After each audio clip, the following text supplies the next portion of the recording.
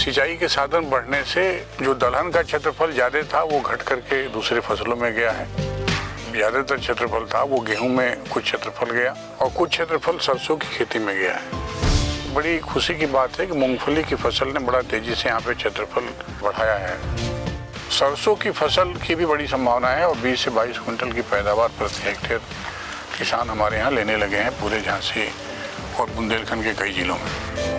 यदि 1 हेक्टेयर जमीन किसी के पास है, लगभग 3 से 3.5 लाख रुपए आमदनी प्रति हेक्टेयर कमा सकता है। सब्जियों की खेती का क्षेत्र बहुत अच्छा है ये, खास करके रबी में बड़ी अच्छी सब्जी यहाँ पर होती है। पहले से चूंकि रसायनों का प्रयोग यहाँ पर कम होता रहा इस क्षेत्र में, तो प्राकृतिक खेती और जैविक खेती करने के लिए बड़ा उपयुक्त क्षेत्र है। भारत में किसानों की जो आमदनी बढ़ाने की बात हो रही है, कैसे वो अपने आप को परिवर्तन करें, कैसे वो खेती का कोई जो कॉन्सेप्ट है वो कैसे बदलें, खेती की जो तरीके हैं वो कैसे बदलें। खास करके बुंदेलखंड में, जो बुंदेलखंड बदनाम है सूखे के लिए, हमारे साथ बात करने के लिए हैं रानी लक्ष्मीबाई एग्रीकल्चर यूनिवर्सिटी के VC doctor AK Singh. Sir, आपका बहुत बहुत स्वागत है गाँव जंक्शन में। सच में किसान को कैसे बदला जा सकता है, किसान की दुर्दशा को, दशा को कैसे बदला जा सकता है? बुंदेलखंड जटिल परिस्थितियों के लिए जाना जाता है। यहाँ पे वर्षा कम होती है और जो मिट्टी है उसमें उपजाऊ शक्ति कम है और जमीन की फर्टिलिटी या उत्पादकता भी कम है। तो ये विकट परिस्थितियाँ हैं जिसको पूरे बुंदेलखंड को चिंतित करती हैं और इसी को समझ करके यहाँ की कृषि किसान पहले से जो यहाँ पर रह रहे हैं वो करते रहे हैं। और बहुतायत में दलहन का क्षेत्रफल इसीलिए रहा, मिलेट्स का क्षेत्रफल इसीलिए यहाँ पर रहा, तिल जैसी फसलों की खेती यहाँ पर बहुतायत हुई और उसका कारण यही था कि इन फसलों को ज़्यादा किसी तरह के निवेश की ज़रूरत नहीं होती है, ज़्यादा उर्वरक नहीं चाहिए, ज़्यादा पानी नहीं चाहिए और जो भी संसाधन प्राकृतिक रूप से उपलब्ध हैं उस पर उगाई जा सकती हैं। लेकिन कालांतर में यहाँ पर सरकार ने बहुत सारे डैम्स बनवाए, इसलिए वाटर स्टोरेज यहाँ पर बढ़ा है पूरे बुंदेलखंड में और नहरों का भी एक जाल सरकार ने यहाँ पर बिछाया है। तो रबी में खास करके फसलों की बुआई के लिए पानी सरकार की तरफ से नहरों में दिया जाता है और 1-2 पानी और जो ज़रूरी है जिससे कि फसल को जीवित रखने के लिए ज़रूरी होता है वो पानी देते हैं। तो ये सिंचाई के साधन बढ़ने से जो फसल प्रणाली है उसमें परिवर्तन देखने को मिला है। जो दलहन का क्षेत्रफल ज़्यादा था वो घट करके दूसरे फसलों में गया है। खास करके रबी के मौसम में जो दलहन में ज़्यादातर क्षेत्रफल था वो गेहूं में कुछ क्षेत्रफल गया और कुछ क्षेत्रफल सरसों की खेती में गया है। अरहर की फसल यहाँ दलहन में एकदम से ही नहीं होती है। चना है, मसूर है, इसकी फसल आपके रबी के मौसम में होती है। और जब तक खरीफ की बात है जहाँ तक, उसमें यहाँ पर ज्वार बाजरा इसकी खेती पहले ज़्यादा होती थी, सामा कोदो की, वो सब क्षेत्रफल बहुत कम रह गया है। लेकिन एक बड़ी खुशी की बात है कि मूंगफली की फसल ने बड़ा तेज़ी से यहाँ पे क्षेत्रफल बढ़ाया है और 1 लाख हेक्टेयर से अधिक का क्षेत्रफल पूरे इस क्षेत्र में मूंगफली का हो गया है। एक हब के रूप में मूंगफली के, ये खरीफ मूंगफली के रूप में यहाँ पर विकसित होती है। इस फसल में अच्छाई ये भी है, इसके समतुल्य जो दूसरी फसलें हैं, खास करके उड़द है और तिल है, जो कि समाप्त हो जाती हैं थोड़ी सी भी अधिक बारिश हो गई तो। लेकिन पिछले वर्ष लगभग 200 मिलीमीटर वर्षा हुई, लेकिन जो मूंगफली की फसल है वो नुकसान नहीं हुई। वहीं उड़द में और आपके तिल में 90% तक नुकसान हुआ। तो इनको देखते हुए जो जलवायु परिवर्तन की बात करते हैं उसको भी दृष्टि में रखते हुए मूंगफली बहुत ही उपयोगी फसल के रूप में यहाँ पर चिन्हित हुई है पिछले 1-2 वर्षों में और आगे बढ़ रही है। विश्वविद्यालय का इसमें प्रयास है कि जो किसान पुरानी प्रजाति लगा रहे हैं जिसकी उत्पादकता कम है, उसके जगह पर नवीन प्रजातियों का चिन्हीकरण किया जाए और हमारे यहाँ ट्रायल करके अलग अलग जगह से जो मटेरियल है मंगा करके देखा जा रहा है कि कौन सी प्रजातियाँ यहाँ पर ज़्यादा अच्छी करेंगी और उनको किसानों के बीच में ले जाने का प्रयास है। यूपी गवर्नमेंट के पास एक वर्ल्ड बैंक का प्रोजेक्ट भी आ रहा है, यूपी एग्रीज करके, जिसमें मूंगफली को एक महत्वपूर्ण फसल के रूप में इस बुंदेलखंड के लिए चिन्हित किया गया है और विश्वविद्यालय उनके साथ काम करेगा। मूंग की एक दूसरी फसल है जो कि जायद के मौसम में बड़ी तेज़ी से यहाँ पर प्रचलित हो रही है, खास करके ललितपुर ज़िले में, जालौन ज़िले में और झांसी के भी कुछ हिस्सों में। और जो रबी में जो दूसरी फसल की संभावना है वो खरीफ मक्के की है। सरसों की फसल की भी बड़ी संभावना है और 20 से 22 कुंटल की पैदावार प्रति हेक्टेयर किसान हमारे यहाँ लेने लगे हैं पूरे झांसी और बुंदेलखंड के कई जिलों में। दूसरा, चूँकि पानी अभी भी सीमित उपलब्धता है, उसको देखते हुए विश्वविद्यालय ने एक इंटीग्रेटेड फार्मिंग सिस्टम का मॉडल बनाया है एकीकृत कृषि प्रणाली, जिसमें कि यदि 1 हेक्टेयर ज़मीन किसी के पास है तो एक छोटा तालाब सृजित कर सकता है 2000 स्क्वायर मीटर का, और उसमें मछली का पालन कर सकता है। उसके आसपास गाय रख सकता है, बकरी रख सकता है और मुर्गी का पालन कर सकता है। इन तीनों को समाहित करते हुए और जो बाकी खेत है उसमें अपनी आवश्यकता की जो फसलें हैं खास करके जिसके लिए अन्न चाहिए उसको भी पैदा करते हुए लगभग 3 से 3.5 लाख रुपए आमदनी प्रति हेक्टेयर कमा सकता है।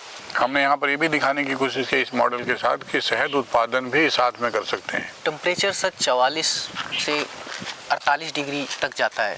मधुमक्खी पालन है, क्या मधुमक्खियाँ सरवाइव करती हैं? लगभग 3 सालों से इस मॉडल पे हम काम कर रहे हैं। मधुमक्खी के बक्से यहाँ पे हमारे पास 60 हैं। थोड़ी सी सावधानी ये बरतनी पड़ती है कि मधुमक्खी के जो बक्से हैं उनको थोड़ा गीली बोरी से ढक करके रखना पड़ता है और एक छाए में रखने की बात है जिसको हम रखते हैं, तो निश्चित रूप से आप देखेंगे कि मधुमक्खियाँ सर्वाइव कर रही हैं। किन किन क्रॉप्स को लेके और किसानों को आगे आना चाहिए? क्या मॉडल? एक तो इंटीग्रेटेड फार्मिंग आपने बताया, इसके अलावा और क्या? सब्जियों की खेती का क्षेत्र बहुत अच्छा है ये, खास करके रबी में बड़ी अच्छी सब्जी यहाँ पर होती है तो उसको कर सकते हैं। खरीफ में भी प्याज की बड़ी संभावना है यहाँ पे, खरीफ प्याज पे हमने काम किया है और बहुत सारे किसान उसको ले जा करके अपने यहाँ कर रहे हैं। अदरक और हल्दी और अरवी 3 है जिसके लिए बुंदेलखंड जाना जाता है। उसकी अच्छी प्रजातियाँ हमारे पास हैं जो कि हम किसानों को दे करके उनसे अच्छा उत्पादन लेने का प्रयास कर रहे हैं और बहुत सारे किसान इसमें लाभान्वित भी हैं। तीसरा ये पहलू है कि जो नींबू वर्गीय जो भी फल हैं, चाहे आपका संतरा हो, मौसमी हो, इसकी यहाँ पे बहुत सारी संभावनाएं हैं। आंवला है उसकी बड़ी भारी संभावना है यहाँ पर। एक मशरूम का भी बड़ा प्लांट हमने अपने यहाँ लगाया है इस पान उत्पादन करने का। बुंदेलखंड में मशरूम जी हो सकता है, मतलब आपने क्या एसी प्लांट लगाया या नेचुरल वो जो लगाते हैं? नहीं, पान जहाँ भी पैदा होगा वो तो आपको कूलिंग फैसिलिटी देनी पड़ेगी, लेकिन जो प्रोडक्शन की बात है तो वो ये झोपड़ी आपके सामने यहाँ पे खड़ी है, इस झोपड़ी में भी कम से कम 6 महीने मशरूम का उत्पादन आसानी से कर सकता है कोई। तो फिर बचा क्या है? सारा कुछ तो आप पैदा हो रहा है बुंदेलखंड में। धान अगर बात करें तो फ्रीक्वेंटली धान नहीं हो रहा है, तो धान के अलावा महंगी चीजें हो रही है ना। पैदा सब कुछ होता है। और पॉली हाउस हमने इस बार बनाया था, पॉली हाउस मतलब बनाया हमने। उस पॉली हाउस में जो इस बार हमने टमाटर की खेती की, खीरे की खेती की, आप विश्वास नहीं करेंगे जितने भी ऑफिशियल सीनियर ऑफिशियल्स थे, सांसद जी थे, MLA थे, सब लोगों ने आकर के देखा, बड़ा आश्चर्य व्यक्त किया कि बुंदेलखंड जैसे जगह पर ऐसा हो सकता है क्या।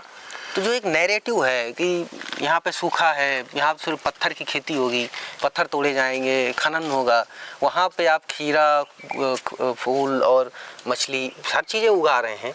बहुत ही अच्छा यहाँ पर हो सकता है। और यहाँ पे चूँकि जो डैम है ना, उस डैम में मछली का उत्पादन भी केज कल्चर का बड़े आसानी से लोग कर सकते हैं। और यहाँ की मछलियाँ बड़ी शुद्ध इसलिए भी हैं कि इंडस्ट्री वगैरह यहाँ पर नहीं है। एक और विषय प्राकृतिक खेती का है और ऑर्गेनिक फार्मिंग का है, वो भी यहाँ के किसान बड़े जागरूक हैं क्योंकि यहाँ पे जहाँ तो पहले से ही प्राकृतिक खेती है, क्योंकि जी हाँ, दलहन तिलहन जब जहाँ हो रहा हो तो वैसा ही रहता है। उस पे क्या इनिशिएटिव्स हो रहे हैं, कितना बढ़ रहा है वो?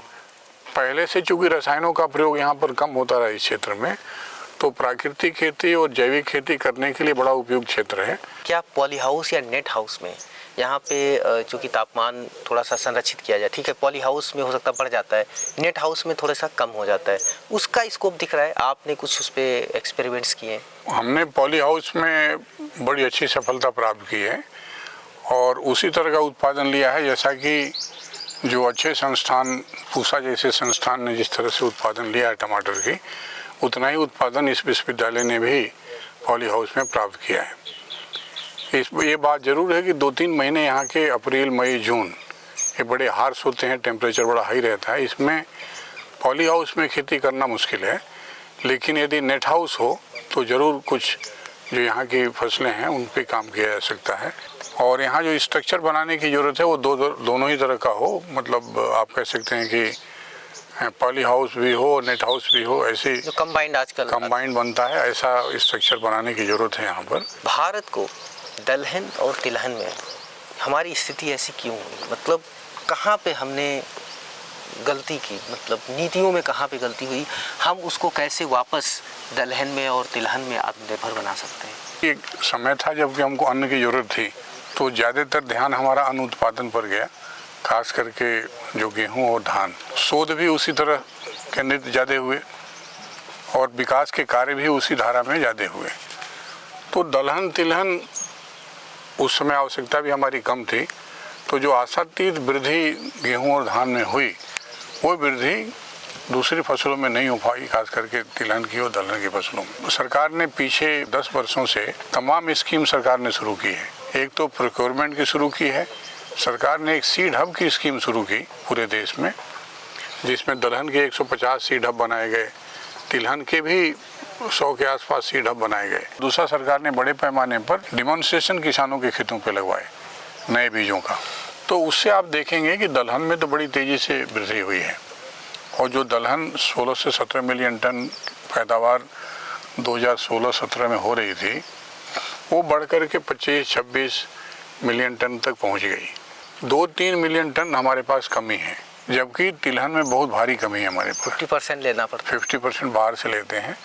तो तिलहन में प्रयास ज़्यादा करने की ज़रूरत है। और मुझे लगता है कि जो 2 फसलें प्रमुख फसलें हैं राष्ट्रीय स्तर पर, मूंगफली और दूसरी आपकी सरसों, सरकार और जितने भी संस्थान हैं या जितने भी एजेंसीज हैं, यदि मिल करके एक साथ काम करती हैं इन दोनों फसलों पर, तो मुझे पूरा विश्वास है कि निश्चित रूप से जो ज़रूरत है उसकी पूर्ति भारत कर पाएगा। मतलब हम आत्मनिर्भर हो पाएंगे। ऑयल पाम पे भी सरकार ने भारी खर्च किया है, खास करके नॉर्थ ईस्ट में, कि वहाँ से ऑयल पाम का प्रोडक्शन होगा।